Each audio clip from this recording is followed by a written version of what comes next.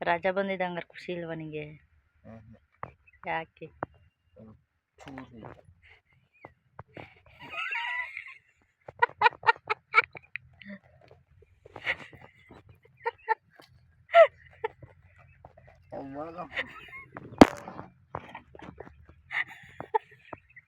ಅಯ್ಯೋ.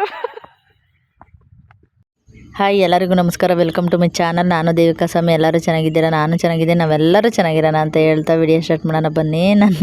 ನನ್ನ ಮಗನ ಮೊನ್ನೆ ಹುಲ್ ಕುಯ್ಯಕ್ಕೆ ಕರ್ಕೊಂಡೋಗಿದ್ದೆ ಫ್ರೆಂಡ್ಸ್. ಅದೇನಂದರೆ ಅವತ್ತು ಅವ್ನು ಬಂದಿದ್ದ ದಿವಸನೇ ಬಿಸಿಲು ಜಾಸ್ತಿ ಬಂದುಬಿಟ್ಟಿತ್ತು. ಒಂದೇ ಒಂದು ಸ್ವಲ್ಪ ದೂರ ಕುಯ್ದ ಜೋಳನ. ಅಪ್ಪ ನನ್ನ ಕೈಲಿ ಆಗಲ್ಲಮ್ಮ, ಹಂಗಾಗುತ್ತೆ ಹಿಂಗಾಗುತ್ತೆ ಅಂತ ನನಗೇ ನಗು ತಡ್ಕೊಳಕ್ಕಾಗ್ತಾಯಿಲ್ಲ. ಅವನು ಬೀಳ್ತಾಯಿರೋ ಪಾಡು ನೋಡ್ಬಿಟ್ಟು ಅದಕ್ಕೆ ಒಂದು ಕ್ಲಿಪ್ ತಗೊಂಬಿಡೋದು ನೋಡೋಣ ಅಂದ್ಬಿಟ್ಟು ಮಾತಾಡಿಸ್ತಾ ಇದ್ದೆ. ಅವನಿಗೆ ಗೊತ್ತಿರಲಿಲ್ಲ ನಾನು ವಿಡಿಯೋ ಮಾಡ್ಕೊಳ್ಳೋದು.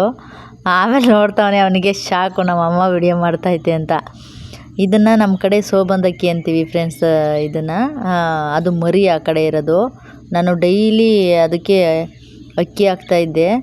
ಅಂದರೆ ನಾನು ಕೋಳಿಗಳ್ಗೆ ಅಕ್ಕಿ ಹಾಕೋವಾಗ ಒಂದು ದಿವಸ ಯಾಮಾರ್ಬಿಟ್ಟು ಬಟ್ಲಲ್ಲಿ ಇಕ್ಕಿದ್ದು ಅಲ್ಲೇ. ನಮಗೆ ಅಕ್ಕಿ ಬರ್ತವೆ ಅಂತ ಗೊತ್ತಿರಲಿಲ್ಲ. ಆ ಬಟ್ಲಲ್ಲಿರೋ ಅಕ್ಕಿನ ಒಂದು ಅಕ್ಕಿ ತಿನ್ನೋಕ್ಕೆ ಬಂದಿತ್ತು. ಹಂಗಾಗಿ ಡೈಲಿ ನಾವು ನೋಡ್ಕೊಂಡ್ವಲ್ಲ, ಒಂದು ಅಕ್ಕಿ ಬಂತು ಫಸ್ಟು. ಆಮೇಲೆ ಅದು ಫ್ರೆಂಡ್ಸ್ನೆಲ್ಲ ಕರ್ಕೊಂಬರೋಕೆ ರೂಢಿ ಆಯಿತು. ಒಂದು 6 ಅಕ್ಕಿ 7 ಅಕ್ಕಿ ಬರ್ತವೆ. ಇದು ನೋಡಿ, ಇದು ಫಸ್ಟು ಕರ್ಕೊಂಬಂದಿರೋದು ಮರಿನ. ಆದರೆ ಅದು ಹೆಂಗೆ ತಿನ್ನಿಸ್ತಾಯಿತ್ತು ನೋಡಿ. ಈ ಕಡೆ ಇರೋದು ತಾಯಿ, ಆ ಕಡೆ ಇರೋದು ಮಗಳು. ಇಷ್ಟು ಚೆನ್ನಾಗಿ ತಿನ್ನಿಸ್ತಾಯಿದ್ದೆ ಗೊತ್ತಾ ಫ್ರೆಂಡ್ಸ್. ನಾವು ಲಾಸ್ಟಲ್ಲಿ ವಿಡಿಯೋ ಮಾಡ್ಕೊಂಡಿದ್ದು. ಸ್ಟಾರ್ಟಿಂಗ್ಗೆ ತುಂಬ ಚೆನ್ನಾಗಿ ತಿನ್ನಿಸ್ತಾಯಿತ್ತು. ನಮ್ಮ ಮನೆಯವರು ಟೀ ಕುಡ್ಕೊಂಡು ಅದನ್ನು ವಿಡಿಯೋ ಮಾಡ್ಕೊಂಡ್ರು.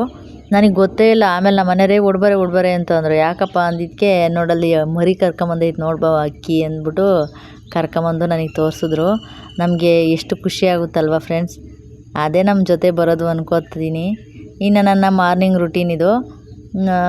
ಹೆಣ್ಮಕ್ಳಿಗೆ ನಮ್ಮ ರುಟೀನ್ ತಪ್ಪಿದ್ದೇ ಅಲ್ಲ. ಸರ್ಕಾರಿ ಕೆಲಸ, ಆ ಕೆಲಸ ಈ ಕೆಲಸ, ಎಲ್ಲರಿಗೂ ಭಾನುವಾರ ಒಂದಿನನಾದರೂ ರೆಸ್ಟ್ ಇರುತ್ತೆ ಫ್ರೆಂಡ್ಸ್. ನಮ್ಮಂಥವ್ರಿಗೆ ಎಲ್ಲಿದೆ ರೆಸ್ಟು? ಬೆಳಗ್ಗೆ ಎದ್ದು ಕಂಡುಬಿಟ್ರೆ ಏನು ಟಿಫನ್ ಮಾಡೋದು, ಏನು ಕೆಲಸ ಮಾಡೋದು. ಇವತ್ತು ಸಾಯಂಕಾಲದವರೆಗೂ ಮಾಡ್ತಾಯಿದ್ದೆ ನೋಡಿ. ನಮ್ಮ ಮನೆ ತಗೋ ರೋಡ್ ಹೆಂಗೈತೆ ಅಂತ. ಇದರಲ್ಲಿ ಆಟೋಗಳು ಹೆಂಗೆ ಬರ್ತವೆ. ಇನ್ನೂ ಫುಲ್ಲು ನೀರು ತುಂಬ್ಕೊಂಬಿಟ್ಟಿತ್ತು. ಒಂಚೂರು ಸರಿಯಾಗೈತೆ. ನನ್ನ ಮಗ ವೆಯ್ಟಿಂಗ್ ಮಾಡ್ತಾ ನನ್ನ ಕರ್ಕೊಂಡು ಹೋಗಿ ಪಾಪ್ಕಾರ್ನ್ ಜೋಳ ಬಿಡ್ಸೋಕೆ ಹೋಗ್ತಾಯಿದ್ದೀವಿ. ಇವಾಗ ಈ ಗಾಡಿ ಬರಲ್ವಲ್ಲ, ಅದಕ್ಕೋಸ್ಕರ ಯಾವಾಗ ರೆಡಿ ಮಾಡ್ತಾರೆ ಬೇಡ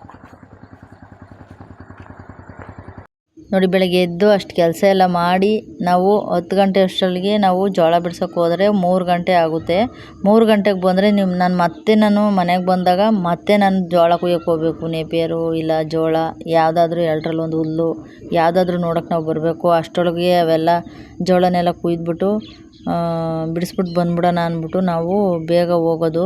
ನನ್ನ ಮಗ ಬಿಟ್ಟು ಬಂದಿದ್ದ ನೋಡಿ. ಇದೇ ಥರ ಬಿಡಿಸೋದು. ಹಂಗೂ ಫಾಸ್ಟಾಗಿ ಬಿಡಿಸಿದ್ರೂ ಒಂದೊಂದು ದಿವಸ ಲೇಟ್ ಆಗಿಬಿಡುತ್ತೆ. ಅದು ಒಂಚೂರು ದಪ್ಪ ಆದ್ರೂ ಅವ್ರು ತಗೊಳಲ್ಲ ಫ್ರೆಂಡ್ಸು. ಸಣ್ಣಗಿರ್ಬೇಕದು ನೋಡಿ. ಈ ಥರ ಅದರಲ್ಲೂ ಆಯ್ದಾಗ್ತಾರೆ ಒಂದೊಂದು ನೋಡಿ. ಇದು ನಮ್ಮ ಮನೆ ತಕ್ಕೆ ಹಸುಗಳಿಗೆ ಸಿಪ್ಪೆ ತಗೊಂಡೋಗೋದು. ಅವರು 2 ಹಸು ಇರೋದು ಅವ್ರದ್ದು.